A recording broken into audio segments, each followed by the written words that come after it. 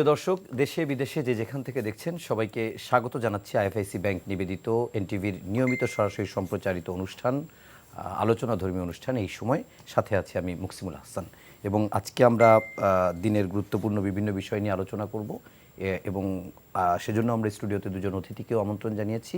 আমরা তাদের সঙ্গে পরিচিত হব। তার আগে আমরা একটু দিনের গুরুত্বপূর্ণ যে সংবাদগুলো আছে সেটি এক নজর জেনে নেওয়ার চেষ্টা করব। আজকে সন্ধ্যায় রাজধানীর ফরেন সার্ভিস একাডেমিতে একটি সংবাদ সম্মেলন করেছেন আইন উপদেষ্টা।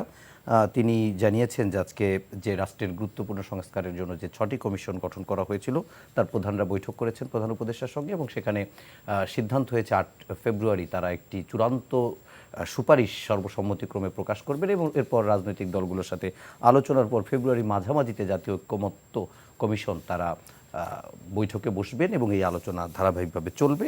এরপরে তারা সামরিক বিষয়ে একটি সিদ্ধান্তে আসবেন। এটি একটি গুরুত্বপূর্ণ খবর দিনের। এর পাশাপাশি বিএনপির নেতারা বক্তব্য দিয়েছেন। তার ভিতরে উল্লেখযোগ্য ডক্টর খন্দকার মোশাররফ হোসেন, তিনি জাতীয় স্থায়ী কমিটির সদস্য। তিনি বলেছেন প্রত্যেক সংস্কারের বিষয়ে রাজনৈতিক দলের সাথে আলোচনা করে জনবান্ধব প্রস্তাব গ্রহণ করতে তিনি আসলে সরকারের প্রতি আহ্বান জানিয়েছেন। আরেকটি খবর আছে, তারেক রহমান সহ এবং 21 টেলিভিশনের চেয়ারম্যান আব্দুস সালাম তিনি সহ যে 4 জনের বিরুদ্ধে রাষ্ট্রদ্রোহের মামলা হয়েছিল সেই মামলাটির প্রত্যাহার করা হয়েছে, বাতিল করা হয়েছে এটি হাইকোর্টে। আরও কয়েকটি খবর আছে। বাংলাদেশ ব্যাংকের কর্মচারীদের ব্যক্তিগত লকার ফ্রিজ রাখতে ব্যাংকটির কাছে আবেদন করেছে দুর্নীতি দমন কমিশন এবং একই সঙ্গে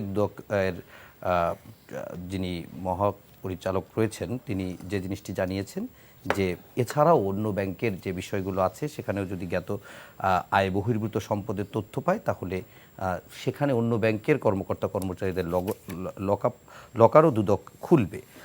এবং এ বিষয়ে আরেকটি বিষয় আছে যে সিআরআই তার অনিয়ম খতিয়ে দেখতে গিয়ে 35 কোটি 21 লাখ টাকার এফডিআরের তথ্য পেয়েছে দুদক এবং এর পরিপ্রেক্ষিতে তারা সিআরআইয়ের কার্যালয় খুঁজতে বিভিন্ন রেকর্ড এবং নথিপত্র সংগ্রহের জন্য গিয়েছিল, কিন্তু ধানমন্ডি 32 কিংবা 6 কোথাও তারা কোনো কিছুই পায়নি।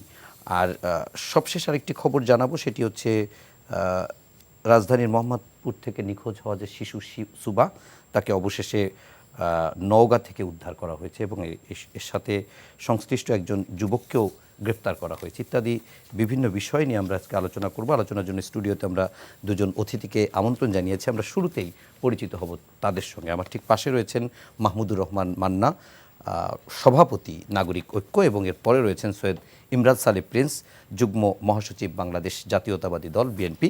আপনাদের দুজনকেই স্বাগত জানাচ্ছি আজকের আয়োজনে।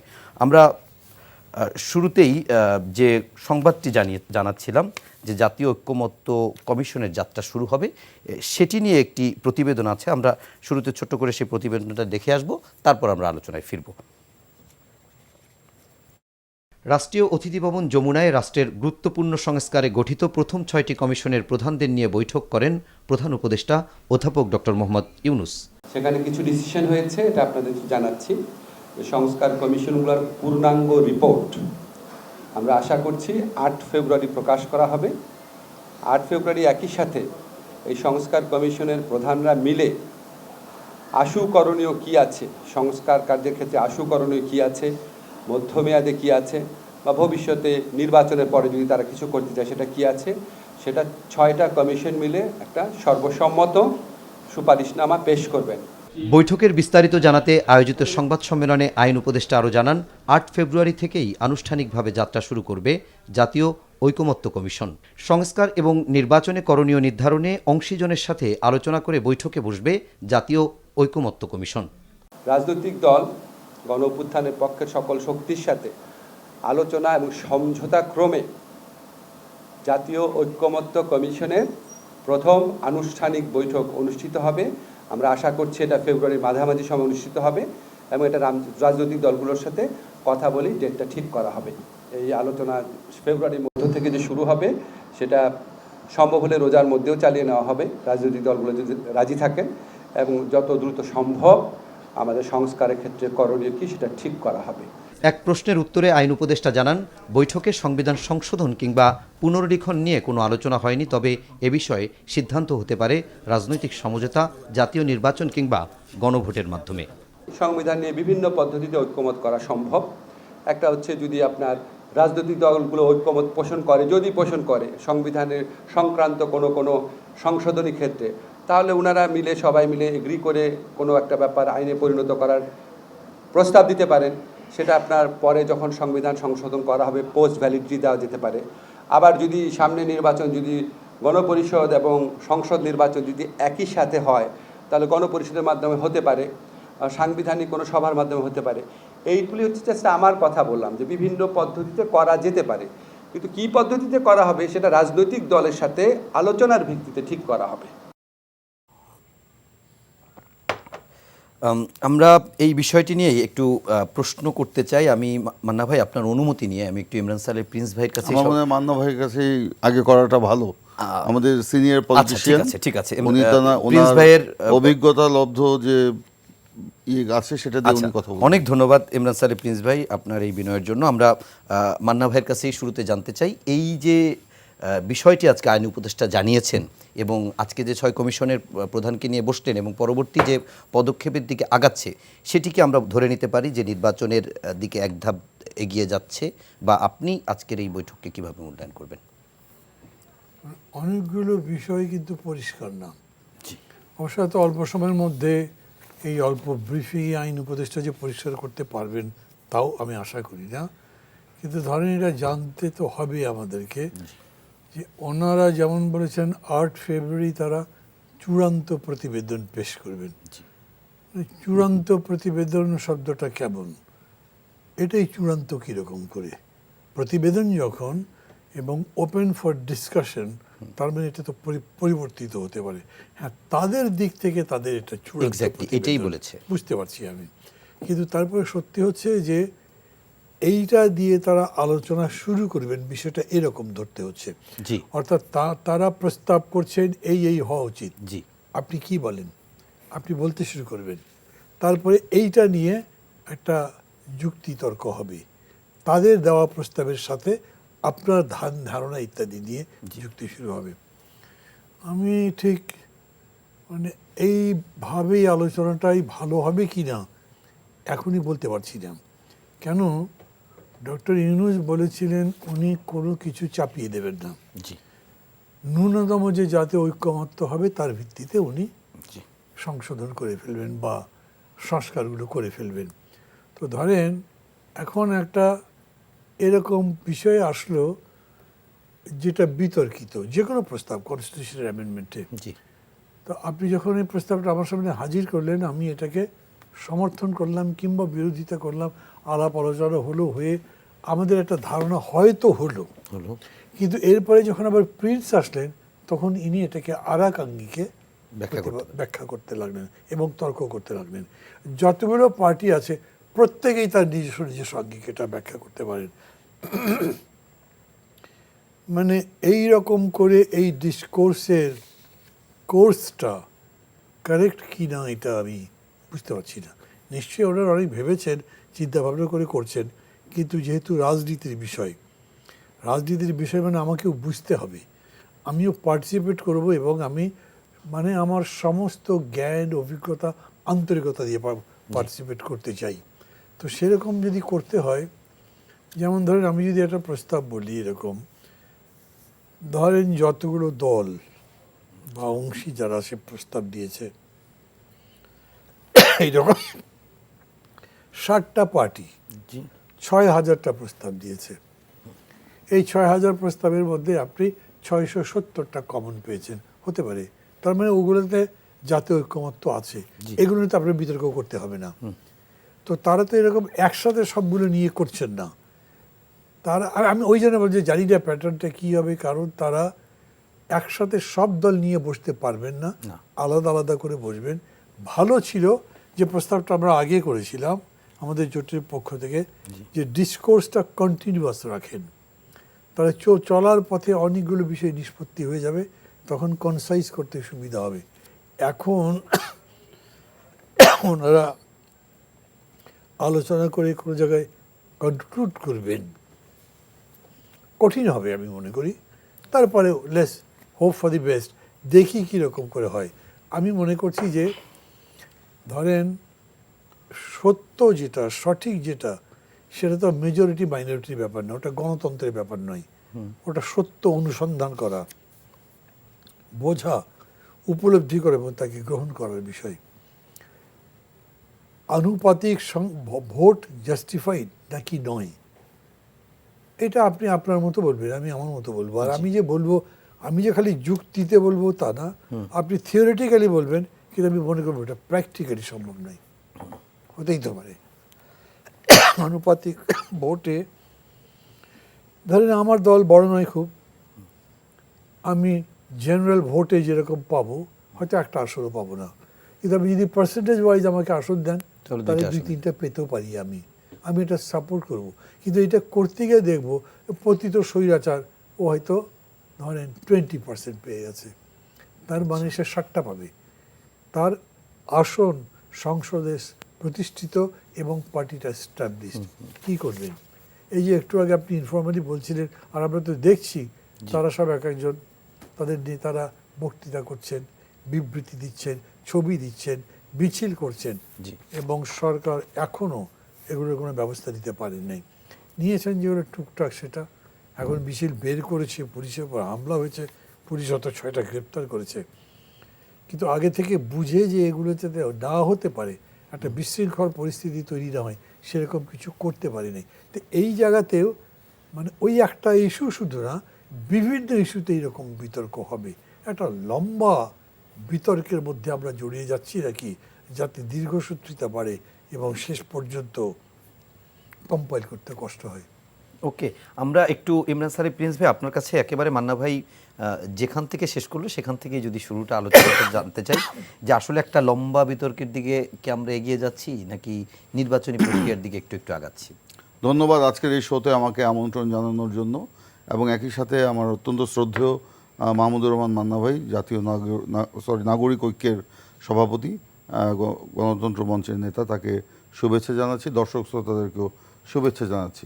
আপনি যে প্রশ্নের অবতারণা করেছেন এটা আমিও দেখেছি, যে আজকে সন্ধ্যার সময় হঠাৎ করেই প্রধান উপদেষ্টার নেতৃত্বে এই বিভিন্ন কমিশনের প্রধানদের বৈঠক হয়, এবং বৈঠকের পরে আইন উপদেষ্টা সাহেব একটি ব্রিফিং করেন। সেই ব্রিফিংয়ে কিছু বিষয় এখানে এসছে, আমি সে বিষয়গুলো এখানে এসেই আমি আসলে জানতে পেরেছি। এই ব্যাপারে আমাদের দল, বাংলাদেশ জাতীয়তাবাদী দল, আনুষ্ঠানিকভাবে বৈঠক করে তার মতামত ব্যক্ত করবে। সেখানে আমার ব্যক্তিগত বক্তব্য রাখাটা ঠিক হবে না। তবে আপনি যেই বিষয়টি এখানে মান্না ভাইয়ের বক্তব্যের মানে সূত্র ধরেই আমাকে জিজ্ঞেস করলেন যে দীর্ঘসূত্রিতা, অবশ্যই আমরা কিন্তু প্রথম থেকেই দেখছি একটি দীর্ঘসূত্রিতার একটা বিষয় এখানে হয়ে আসছে, একটার পর একটা বিষয়। আপনি ধরেন যে প্রথমেই আমি বলি, বারবারই বলেছি, এটা আমার বিভিন্ন টক শোতে বোধহয় আমার এই বক্তব্যটা কমন হয়ে যাচ্ছে, তারপরে আমি বলি যে বাংলাদেশের যে বিদ্যমান পরিস্থিতি, এখানে রাজনৈতিক দলগুলো অন্তর্বর্তীকালীন সরকারের এখানে স্টেক হোল্ডার। তো এখন এই অভ্যুত্থান পরবর্তী যে পরিস্থিতি, এই পরিস্থিতিতে আপনার অন্তর্বর্তীকালীন সরকারের উচিত ছিল যে রাজনৈতিক দলগুলোর সাথে একটা নিবিড় এবং ঘনিষ্ঠ একটা যোগাযোগ রক্ষা করা, এবং সেই সম্পর্কের ভিত্তিতে বোঝাপড়ার মধ্য দিয়ে আমরা এই আমাদের যে কাঙ্ক্ষিত লক্ষ্য, সেই লক্ষ্য সংস্কার এবং নির্বাচন, সেই দিকে আমাদের ধাবিত হওয়া। কিন্তু আমরা দুর্ভাগ্যজনক হলেও সত্য, সেই বিষয়টি কিন্তু মানে যোগাযোগ যে নাই আমি বলবো না, হয়তো আছে, কিন্তু সেটা নিবিড় যোগাযোগ নাই, এবং এর মধ্য দিয়ে একটা আস্থা এবং সংকটের একটা বিষয় কিন্তু সামনে চলে আসছে। তো সেই কারণে আমি সেই দৃষ্টিকোণ থেকে বলবো যে এই যে যখন প্রধান উপদেষ্টা সাহেব জাতির উদ্দেশ্যে বক্তব্যে যখন এই 6টি কমিশন গঠনের ঘোষণা দিলেন, তার আগে রাজনৈতিক দলগুলোর সাথে যদি একটু পরামর্শ করে নেওয়া হতো, তাহলে এই ভুল বুঝাবুঝিটা কিন্তু বা এই আস্থা বিশ্বাসের সংকটটা কিন্তু সৃষ্টি হতো না। তারপরেও রাজনৈতিক দলগুলো সেটা মেনে নিয়েছে। এখন কমিশনের এই যে কার্যক্রম, সেই কার্যক্রমে কমিশন কিন্তু কোনো রাজনৈতিক দলের সাথে বসে নাই, তাদেরকে বলা হয়েছে লিখিতভাবে দেওয়ার জন্য। কিন্তু এখানে যদি রাজনৈতিক দলগুলোর সাথে তারা বসতো, বা এই কমিশনের সদস্যই যদি রাজনৈতিক দলের থেকে একজন একজন করে দেওয়া যেত, তাহলে সেখানেই কিন্তু অনেক সমস্যার সমাধান হয়ে যেত। যেগুলো সমাধান হতো না সেটা প্রধান উপদেষ্টার কাছে নিয়ে যাওয়ার একটা চেষ্টা থাকতো। আর প্রধান উপদেষ্টা সাহেব নিজেই বলেছেন যে কমিশনগুলো প্রথমে বোধহয় 31শে ডিসেম্বর পর্যন্ত ছিল টাইম, হ্যাঁ। তারপর এটা বর্ধিত করে, এটা আমি যদি ভুল না করি 15ই জানুয়ারি 15ই জানুয়ারি করা পর্যন্ত হয়েছে। গেজেট উনি আবার প্রথমে বলেছিলেন যে 31শে ডিসেম্বরের মধ্যে যদি রাজনৈতিক দল কমিশনগুলো রিপোর্ট দিলেই উনি সকল রাজনৈতিক দলগুলোর সাথে এটা নিয়ে বসবেন। তারপরে আমি জাতীয় ঐক্যমত্য কমিশনের কথা শুনেছি আমরা। ভাই, তো একটু এখন এই যে আপনার ধরেন এখন আবার আজকে কিন্তু আইন উপদেষ্টা আরেকটি ভিন্ন কথা বললেন।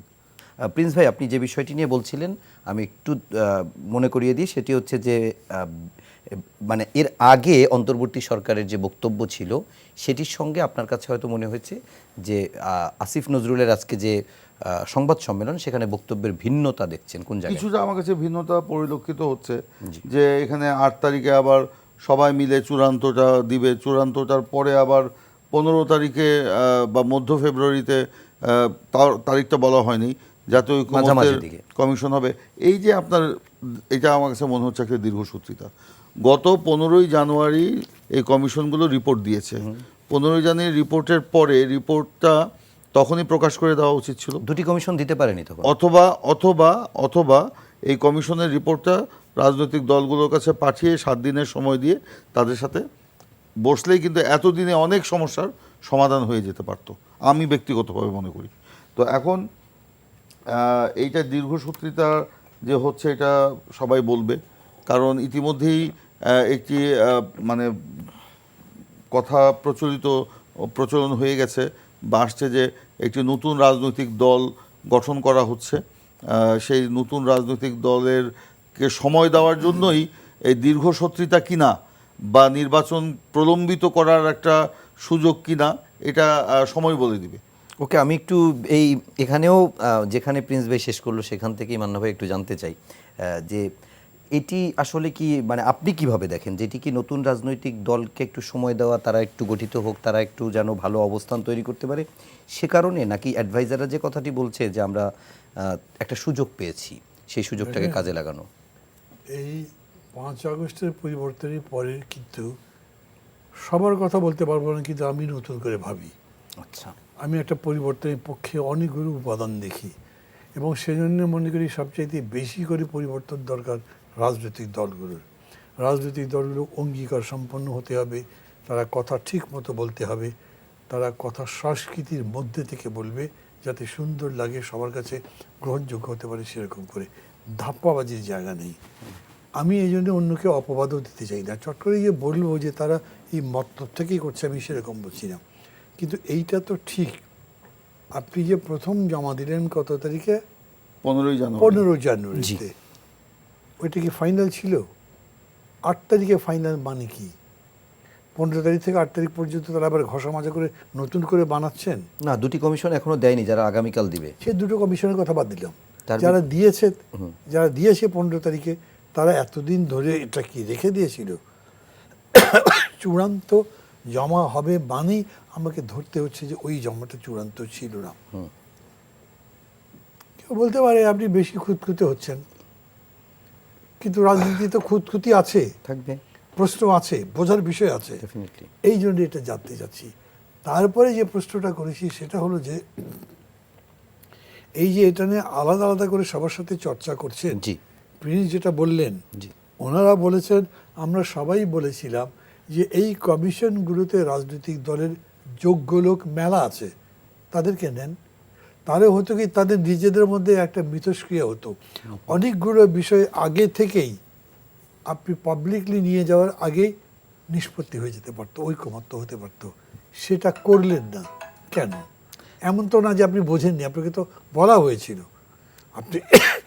আপনি যদি মনে করেন যে না এই পদ্ধতিতে হবে না, তাহলে আপনি বলবেন যে না এই কারণে এই পদ্ধতিটা ঠিক মনে করছি না, এইভাবে হবে। এটা তো আমাদের বলা হয়নি, না ওরা সার্কুলার দিয়ে নাই বললো, কিন্তু আমাদেরকেও তো বলা হয়নি। এই জন্যে এই প্রশ্নটা আছে এবং এই জন্যে একটু খুঁতখুঁতি আছে, এই জন্য প্রশ্ন তোলার অবকাশ আছে, এটা আমি মনে করি। কিন্তু একটা জিনিস মান্না ভাই, যদি ধরেন সবগুলো রাজনৈতিক দলগুলোর সাথে আলোচনা করে যদি এই কমিশনগুলো, সংস্কার কমিশনগুলো যদি গঠন করা হতো, তাহলে কি আবার পরবর্তীতে রাজনৈতিক দলগুলোর সাথে মিটিং করার প্রয়োজন হতো, যেটি এখন তারা করবে? সম্ভবত না। যদি সরকার বলতো যে তোমরা প্রতিনিধিত্বমূলক পাঠাও, যিনি তোমার দলকে, তোমার দলের বক্তব্যকে রিপ্রেজেন্ট করতে পারবেন, তুলে ধরতে পারবেন, প্রয়োজনে এটা নিয়ে কথাবার্তা বলতে পারবেন, চূড়ান্ত সিদ্ধান্ত দিতে পারবেন, তাহলে আবার যাবার তো দরকার লাগতো না। কিন্তু তার আগে যদি একটু নিজেরা গুছিয়ে নিয়ে তারপরে যদি রাজনৈতিক দলের সাথে আলোচনা করে, আরো কি এই তো অপেক্ষাকৃত গুছিয়ে নেওয়ার প্রশ্নই তো বড় কথা। কি গুছিয়ে নিতে চাচ্ছে? মানে একটা কিছু আমি ধরেন এতগুলো পরিবর্তন করতে চাই, তো কি পরিবর্তন করতে চাই সেগুলো রাজনৈতিক দলগুলোর সামনে যদি আমার তুলে ধরতে হয়, তো আমার আগে ঠিক করতে হবে। আপনি খুব- কমিশনের যে বৈঠকগুলো হলো সেই বৈঠকই তার আগে ঠিক করলো না। হ্যাঁ, এরা তো সবাই ইন্ডিভিজুয়ালি ঠিক করেছে, এখন সেগুলোকে কালেকটিভলি। না, আপনি খুব গুছিয়ে বলতে হবে, কারণ অগোছালোভাবে বললেই সমস্যা কি? আপনি বলছেন কাকে?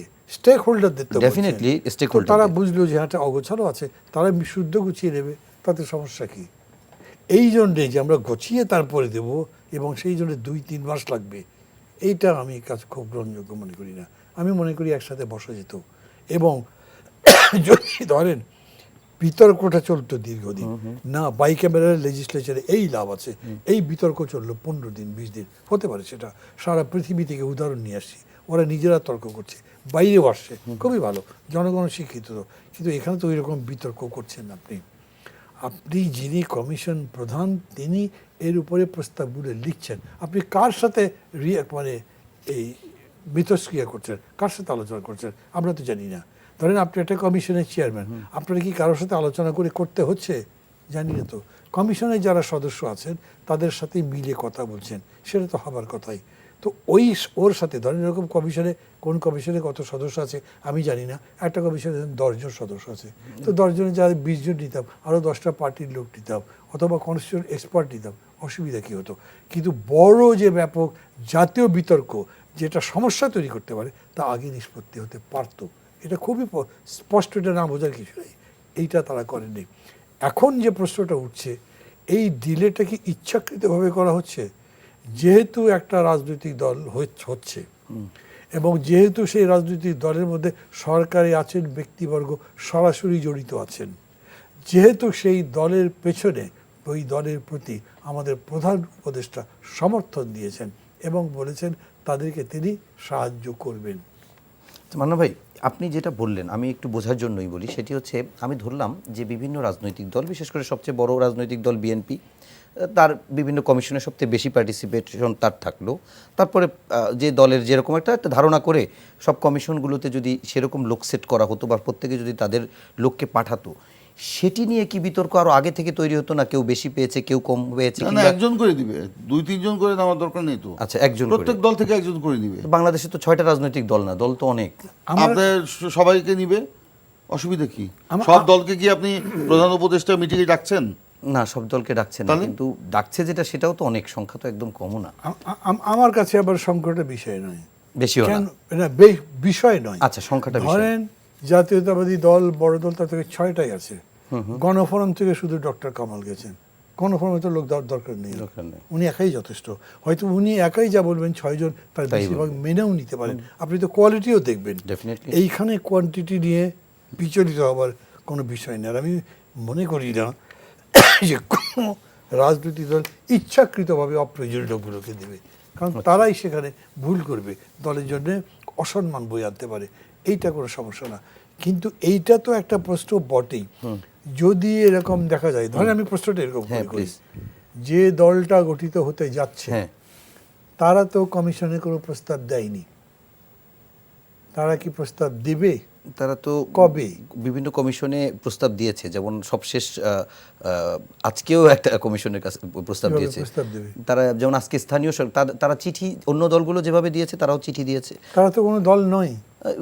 মানে যেটি আসিফ নজরুল বললেন সেটি হচ্ছে যে গণ অভ্যুত্থানের পক্ষ শক্তি যারা, সবার কাছ থেকেই তারা মতামত দেবে। পক্ষ শক্তি তো ইন্ডিভিজুয়াল এখানে তাহলে নাকি?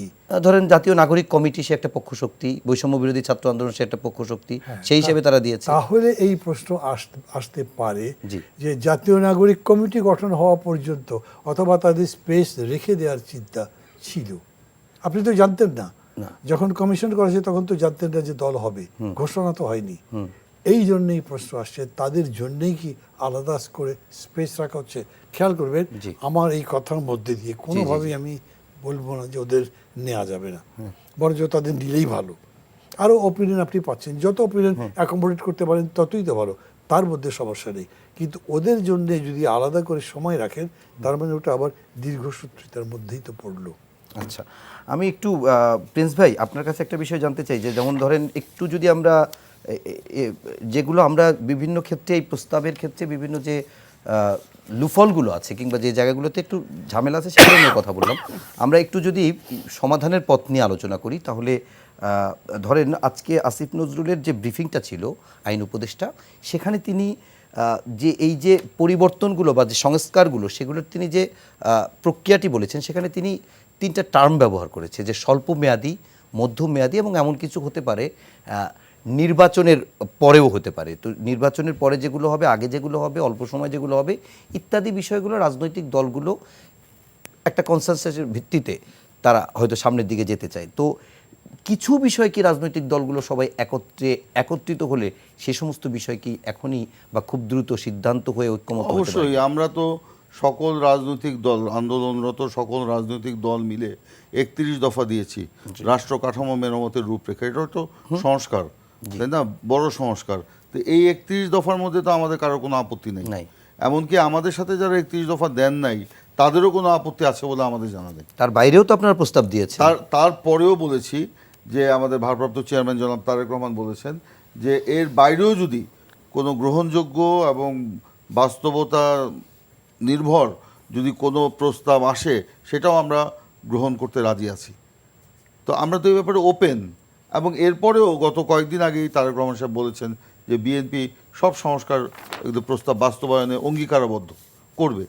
তো এখন বাস্তব ভিত্তিক সংস্কার যেটা, সেটা তো আমাদের চিন্তায় আনতে হবে, তাই না? আপনি যে কথা বললেন যে তার আগে রাজনৈতিক দলগুলোর মধ্যে ঐক্যমত্য হতে পারে কিনা, আমাদের ঐক্যমত্য তো হয়েই আছে। জি, এই ঐক্যমত্যগুলো কোনো লিখিত বা দালিলিক কোনো যে আমরা নির্বাচিত হলে এই জিনিসগুলোতে আমরা এই জন্য এটা মান্না ভাই এখানে আছেন, উনি বলবেন হয়তো। তো 31 দফায় তো অঙ্গীকার করাই আছে, লিখিতই তো ওইটা অঙ্গীকার। 31 দফা তো বিএনপি এবং তার সমমনা জোটের, কিন্তু গোটা দেশের যদি চিন্তা করা হয় তাহলে অন্যরাও তো থাকতে পারে। তাদেরও বিএনপি আর সমমনা জোট কি দেশের বাইরে?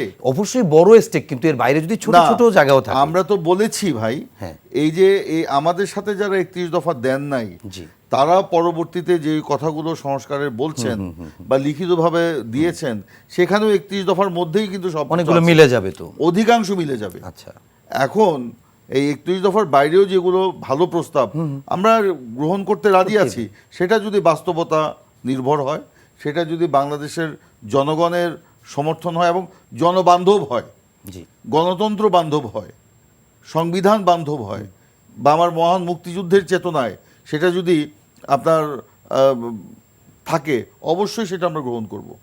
ধরেন আরো একটু যদি ক্লিয়ার করেন, ধরেন আবার একটু বলে নেই, এটা নিয়ে আবার বিতর্ক হতে পারে। না, মহান মুক্তিযুদ্ধের চেতনায়, 90-এর গণ অভ্যুত্থানের চেতনায়, কিংবা 24-এর ছাত্র গণ অভ্যুত্থানের চেতনায় যদি আরো ভালো কোনো প্রস্তাব থাকে, আমরা সেটা গ্রহণ করতে রাজি আছি। ওকে, আর একটু যদি আমরা আগাই, সেটা হচ্ছে যে ধরেন আনুপাতিক হারে ভোটের আনুপাতিক হারে হবে, নাকি আসনের আনুপাতিক হারে সরকার গঠন হবে, কিংবা এক কক্ষ বিশিষ্ট পার্লামেন্ট থাকবে, নাকি দ্বিকক্ষ বিশিষ্ট পার্লামেন্ট থাকবে?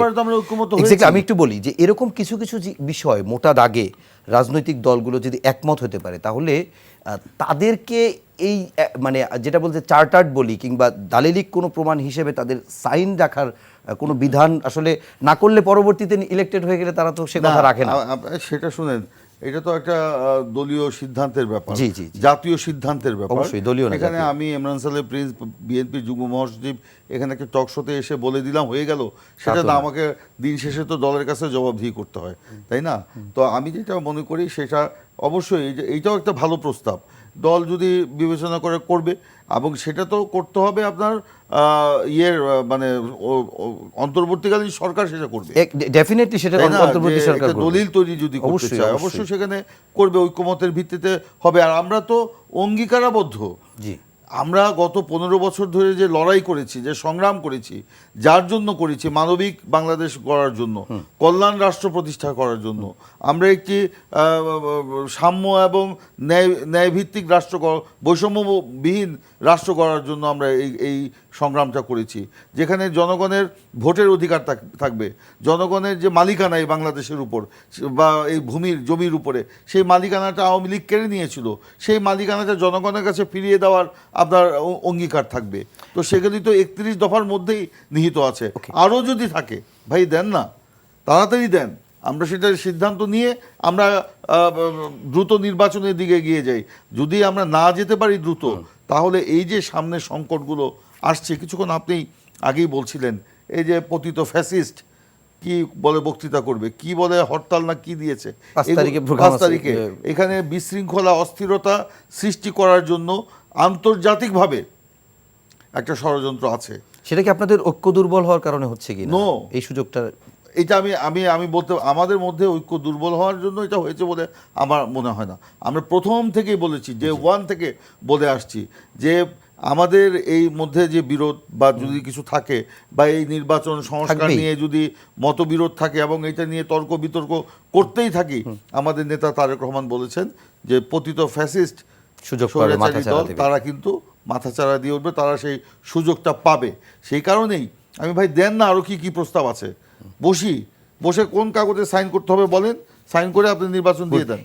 এই যে বলছেন স্বল্প মেয়াদী, মধ্যমেয়াদী, দীর্ঘমেয়াদী, এমনও তো হতে পারে আমরা বসলে স্বল্প আর মধ্য এই এখনই আমার করে ফেলতে পারি, ডেফিনেটলি সব দল একমত, খুবই সহজ হয়ে যেতে পারে, খুবই সহজ। আর সমস্ত সংস্কার অন্তর্বর্তীকালীন সরকার করতে হবে না। এই যে গণপরিষদ, এই যে আপনার গণভোট, এই যে আপনার, এগুলো অবাস্তব, বর্তমান প্রেক্ষাপটের সাথে এটার কোনো সঙ্গতি নাই। ওকে, আমি একটু আপনাকে আরেকটা প্রশ্ন রেখে উত্তরটা একটু পরে দিবেন, কিন্তু প্রশ্নটা আগে করে দিই। সেটা হচ্ছে, মান্না ভাই তার বক্তব্যের ভিতরে এক জায়গায় বলছিলেন যে এই গণ অভ্যুত্থানের যে আকাঙ্ক্ষা তৈরি হয়েছে বা যে পরিবর্তনের যে বিষয়টি তৈরি হয়েছে, সেখানে রাজনৈতিক দলগুলোর মধ্যেও পরিবর্তন খুব বেশি প্রয়োজন। তো সে বিষয়ে আসলে বিএনপি নিজেকে কতটা ইতিবাচক পরিবর্তনের দিকে নিয়ে যাচ্ছে, ভাবছে বা করছে, সেটি একটু পরে উত্তর দেবেন। তার আগে আমি একটু, মান্না ভাই আপনার কাছে অনেকক্ষণ যাই না, আপনার কাছে একটু যে বিষয়গুলো জানতে চাই, যে আপনার তো দীর্ঘদিনের রাজনৈতিক একটা অভিজ্ঞতা আছে, সে জায়গা থেকে খালি কি হতাশার জায়গায় আছে, নাকি কিছু ব্যাপারে রাজনৈতিক দলগুলো এক হয়ে একটা নির্বাচনের পথে হাঁটতে পারবে? না, হতাশা কেন বলছেন? এই যে আজকের ঘটনা দেখেন, একটা প্রপোজাল যদি আপনি ক্রিটিক করেন, এটা হতাশার প্রশ্ন না, এটা আরো গঠনমূলক, বরঞ্চ আরো গঠনমূলক, যাতে এটাকে আরো সুন্দর করা যায়, সেই লক্ষ্যেই আমরা যা বলার বলছি। কারণ আমি ব্যক্তিগতভাবে মনে করি ডক্টর ইউনূসের সরকারের ফেইল করা মানে আমাদের ফেইল করা। কাজেই আমরা খুব সতর্ক থাকতে চাই। সবসময় সমালোচনা করলে বলি যে আপনার ব্যর্থতা সমগ্র জাতির ব্যর্থতা, অতএব আপনি ব্যর্থ হতে পারবেন না, এই জন্য কথাগুলো বলা। সেই লক্ষ্যে ওগুলো বলছি, এখানে হতাশার কথা নয়। আমি বরঞ্চ আশার কথা বলবো এই কারণে যে শেষ পর্যন্ত প্রস্তাবগুলো তো মাঠে এলো, আলোচনা হচ্ছে, হবে, তার মানে বলটা গড়াচ্ছে। আমি এগুলোকে সুলক্ষণ মনে করি। কিন্তু তারপর আমি বলবো, দেখবেন এই বলটা যেন ঠিক মতো জালে জড়ানো যায়। সে তো বলবোই, নাহলে বল নিয়ে আউট করে দিলে তো লাভ কি হলো। এইটা যদি আপনি ঠিক মতো করতে পারেন, তাহলে আপনি you win the whole game, এই সুযোগটা আছে। এবং আমরা সেই বিজয়ের দিকে যাচ্ছি এরকমই মনে করি। এবং আর একটা কথা বলবো, এর মধ্যে কোনো ম্যালাফাইডি ইন্টেনশন নিয়ে, কোনো ধান্দা ফন্দি ফিকির নিয়ে কাজ করা চলবে না। আপনার যদি মনে হয় যে আরও নতুন কিছু শক্তিকে যুক্ত করা দরকার, বি ওপেন, কেন যুক্ত করতে পারবেন না? নতুন কিছু পরামর্শ দরকার, তাহলে পরামর্শ আপনি দিতে পারবেন। কিন্তু এরকম নয় যে ওই যে মহাসিদ্ধের কথাটা বিরাটি হয়েছিল, শত ফুল ফুটতে দাও, কিন্তু ফুল ফুটতে দিয়ে যদি কাঁটা বেশি ফুটেও যায়, তাহলে তো মুশকিল হয়ে যাবে। ওই রকম যেন না হয়, ওইটা দেখে আপনি এটা বাড়াতে থাকেন। আমি মনে করি আশার দিকটাই বেশি হবে। আর এইটা ঠিক যে এই ঘটনাটা ঘটবার পরে ফেব্রুয়ারি মাসের মধ্যে থেকেই এক ধরনের নির্বাচনী বাতাস লাগবে। জি, এটাও আমাদের জন্য দরকার। মানুষ যাতে মনে করতে পারে যে ঠিকই আবার নির্বাচন হচ্ছে এবং সেই নির্বাচনে সে ভোট দিতে পারবে, পরিবেশ আছে, এটা সম্ভব। মান্না ভাই, আরেকটা প্রশ্ন উত্তর একটু আপনার কাছে নিয়ে যাই, তারপরে আমি প্রিন্স ভাইয়ের কাছে যাব। সেটি হচ্ছে যে আমরা 90-এর গণ অভ্যুত্থানের পরে দেখেছি যে রাজনৈতিক দলগুলো 3টা প্ল্যাটফর্মে এসে একটা যুগপৎ আন্দোলনের মধ্য দিয়ে তৎকালীন স্বৈরশাসক এরশাদের পতন করেছে, এবং এই 3 জোটের একটি রূপরেখাও দেওয়া হয়েছিল, যেটি রাজনীতিবিদদের ভিতরেই বিভিন্ন সময় আলোচনায় আসে যে যারা এই 3 জোটের রূপরেখা চর্চা করতে পারতো, বাস্তবায়ন করতে পারতো, তারাই সেটিকে বাস্তবায়ন পুরোপুরিভাবে করেনি।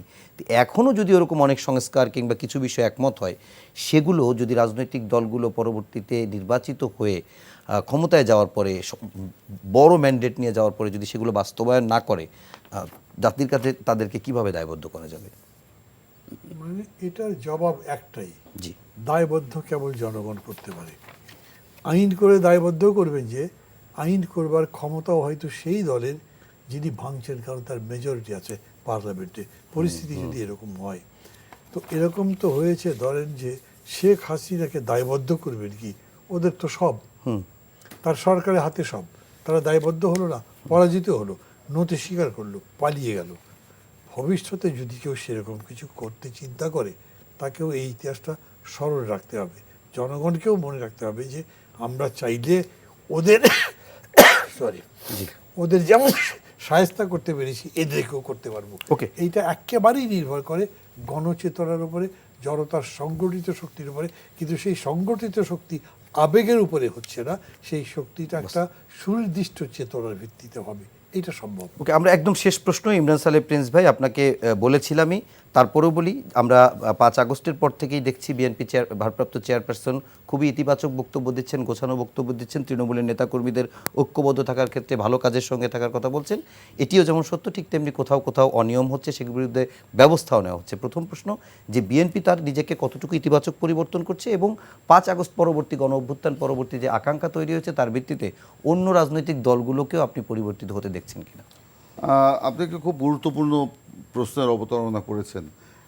এই যে 5ই আগস্ট যে ছাত্র গণ অভ্যুত্থানের মধ্য দিয়ে আপনার একটা ফ্যাসিস্ট স্বৈরাচারের বা পতন হলো, এবং সেই ছাত্র গণ অভ্যুত্থানের যে আকাঙ্ক্ষা, সেই আকাঙ্ক্ষাকে আমাদের ধারণ করতে হবে।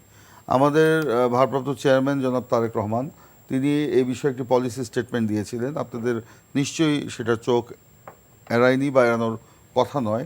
তিনি বলেছিলেন যে এই 5ই আগস্টের যে পরিবর্তন, এটা শুধুমাত্র ক্ষমতার হাত বদল নয়, এটাকে আমরা রাজনীতির পরিবর্তন আনতে চাই, এটাকে নিয়ে আমরা রাষ্ট্রের পরিবর্তন আনতে চাই। সেই জন্য রাজনৈতিক যারা নেতাকর্মী আছেন, তাদের মন মানসিকতার পরিবর্তন আনতে হবে। এবং সেই জন্য তিনি বারে বারেই তারপরে থেকে বলেছেন যে জনগণের সাথে থাকতে হবে, জনগণকে সাথে রাখতে হবে, জনগণের সুখ দুঃখে তাদের পাশে থাকতে হবে, জনগণ যাতে বিরক্ত না হয় সেই জন্য সেই কাজগুলো করতে হবে। এই জন্য দেখেছেন আমাদের দলের পক্ষ থেকে উনি নির্দেশনা দিয়েছেন, যত্রতত্র সভা সমাবেশ করা যাবে না, যত্রতত্র পোস্টার লাগানো যাবে না, যত্রতত্র আপনার ফেস্টুন লাগানো যাবে না, কোনো মোটরসাইকেল বহর নিয়ে কোথাও যাওয়া যাবে না। হ্যাঁ, এর ব্যর্থ কি ঘটানো হচ্ছে না? হচ্ছে। ঘটনা শুধুমাত্র মোটরসাইকেল বহর নিয়ে যাওয়ার কারণে, শুধুমাত্র তার ব্যক্তিগত পোস্টার লাগানোর কারণেও তাকে শোকজ করে তার দলীয় সদস্যপদ স্থগিত করা হয়েছে।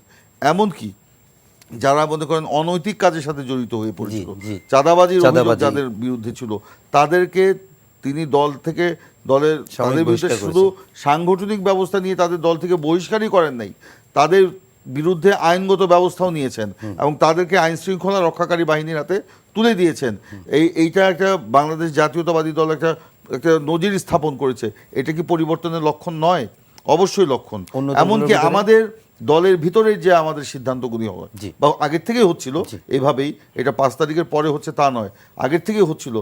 তারেক রহমান এমনই একটা গণতন্ত্র মনা মানুষ, তিনি সেখানে সামান্য একটা কি কর্মসূচি হবে, সেই কর্মসূচি নিয়ে তিনি ভোটাভুটি দিয়ে দিচ্ছেন উপস্থিত নেতাদের মধ্যে। কয়জনের এই কর্মসূচির পক্ষে, কয়জন এই কর্মসূচির বিপক্ষে, তার আগে কিন্তু এই কর্মসূচি নিয়ে আলোচনা হচ্ছে, কর্মসূচি দেওয়াটা কতটুকু যৌক্তিক এবং এইটা দিলে কি হবে, পরবর্তীতে আমরা কি করব।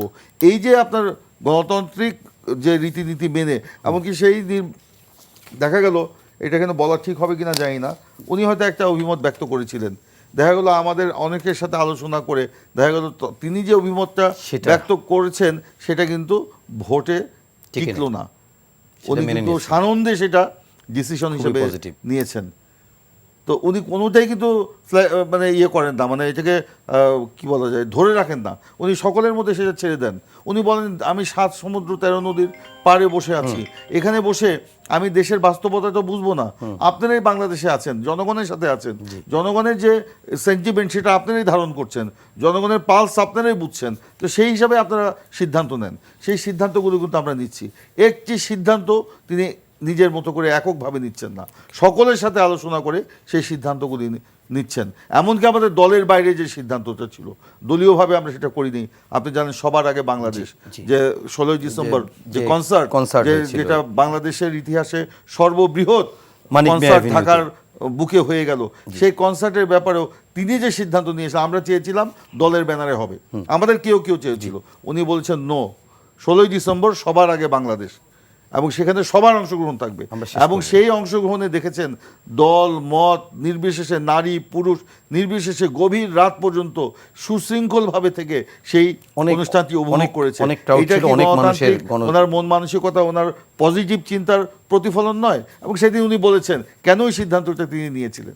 এই যে কিন্তু আমাদের মধ্যেও আমরা জানতাম না, উনি বাংলাদেশের শিল্পীদেরকে আপনার তুলে ধরতে চেয়েছিলেন, ভারত থেকে আনা শিল্পী না, কিংবা পাকিস্তান থেকে আনা শিল্পী না, বাংলাদেশের শিল্পীদেরকে ডিসেম্বর মাসে তিনি তুলে ধরেছিলেন জাতির সামনে। তো এইটা তো তার একটা ইতিবাচক রাজনীতির পরিচয়। আমাদেরকে চক্ষু শিবির করতে বলছেন, উনি কম্বল দিতে বলছেন, জনগণের পাশে দাঁড়াতে বলছেন। উনি এই যে যারা নিহত হয়েছে 16 বছরে, তাদেরকে বাড়ি ঘর করে দেওয়া হচ্ছে, তাদের কর্মসংস্থানের ব্যবস্থা করা হচ্ছে। প্রিন্স ভাই, নিশ্চয়ই উনি ইতিবাচক কথা বলছেন, এবং সেই ইতিবাচক কথাগুলো যদি তৃণমূলের নেতাকর্মীরা মেনে চলে তাহলে নিঃসন্দেহে আরো ভালো হবে। হ্যাঁ, আমি একটা কথা যদি না বলি অসম্পূর্ণ থেকে যাবে। আমি জানি আপনার সময় শেষ হয়ে গেছে প্রায়। তো ওখানে ধরেন আমরা যেটা বলছি যে আমাদের কিছু অনৈতিক মানে আমাদের কিছু বিপদগামী সদস্য এই অনৈতিক কিছু কাজ করছেন। হ্যাঁ, এই তারা কি শুধু বাংলাদেশ জাতীয়তাবাদী দল? এর বাইরে যারা আপনার এই যে আপনার কি বলে একটা মেয়ে কি বলে মেডিকেলে ভর্তি হয়েছে, চান্স পেয়েছে, সে টাকার অভাবে ভর্তি হতে পারছে না, তাকে যে তারেক রহমান সহযোগিতা করার জন্য আমাদেরকে পাঠাচ্ছেন, এটা কি আপনারা তুলে আনতে পারছেন? সেটা কিন্তু বড় করে আসছে না পত্রিকায়। তো এগুলো নেগেটিভ নিউজই বেশি প্রচার হয়, ইতিবাচক বিষয়টাই মানুষ আশা করে। আসছে এটা অনেক সময় হয়তো সবকিছু আসে না, কারণ সংবাদেও তো সব প্রচার করা যায় না। তবে অনেক ধন্যবাদ। শুধু নেগেটিভটাই প্রচার করা না, এটাও কিন্তু এই 5 তারিখের পরিবর্তনের যে আকাঙ্ক্ষা, মিডিয়াতে সেই আকাঙ্ক্ষা মিডিয়াকে ধারণ করতে হবে। ডেফিনেটলি যেমন রাজনৈতিক দলগুলোর ভিতরেও ইতিবাচক পরিবর্তন দরকার, ঠিক তেমনি পরিবর্তন দরকার গণমাধ্যম সহ রাষ্ট্রের সবগুলো প্রতিষ্ঠানের। অনেক ধন্যবাদ সৈয়দ ইমরান সালেহ প্রিন্স এবং মাহমুদুর রহমান মান্না, আপনারা দুজনই অনেক কষ্ট করে এত রাতে এখানে এসে অনুষ্ঠানকে, আলোচনাকে প্রাণবন্ত করেছেন, এবং দর্শক আপনাদেরকেও ধন্যবাদ জানাচ্ছি এতক্ষণ ধরে এই অনুষ্ঠান দেখার জন্য। শেষ করার আগে একটি ছোট্ট তথ্য দিয়ে শেষ করব। সেটি হচ্ছে 3 ফেব্রুয়ারি পর্যন্ত যে ভোটার তালিকা হালনাগাদ করা হয়েছে, তাতে 49,70,388 জন ভোটার অন্তর্ভুক্ত হয়েছে, এবং যেটি মূল ভোটারের মাত্র 3.9%। এবং এটির ক্ষেত্রে আগামী 11 ফেব্রুয়ারি পর্যন্ত, 11 এপ্রিল পর্যন্ত এই ভোটার তালিকা হালনাগাদের কাজ চলবে, এটি নির্বাচন কমিশন থেকে জানানো হয়েছে। সুতরাং নতুন প্রজন্মের একটি বড় অংশ এবার নতুন ভোটার হচ্ছে, এবং আরও বড় অংশ বাদ পড়েছে। তো যারা বাদ পড়েছেন তারা নিশ্চয়ই জুলাই অভ্যুত্থানের চেতনাকে লালন করে আগামী দিনের নতুন বাংলাদেশ বিনির্মাণে কাজ করার জন্য, রাষ্ট্রের নাগরিক হিসাবে ভোটাধিকার প্রয়োগ নিশ্চিত করার জন্য ভোটার তালিকায় নাম দিবেন, এবং তার মধ্য দিয়েই বাংলাদেশ আগামী দিনে সুন্দর, সম্ভাবনাময়, স্বপ্নীল, সমৃদ্ধ বাংলাদেশ হবে। সেই প্রত্যাশা রেখে আজকের মতো শেষ করছি। সবাই ভালো থাকবেন, সুস্থ থাকবেন, শুভরাত্রি।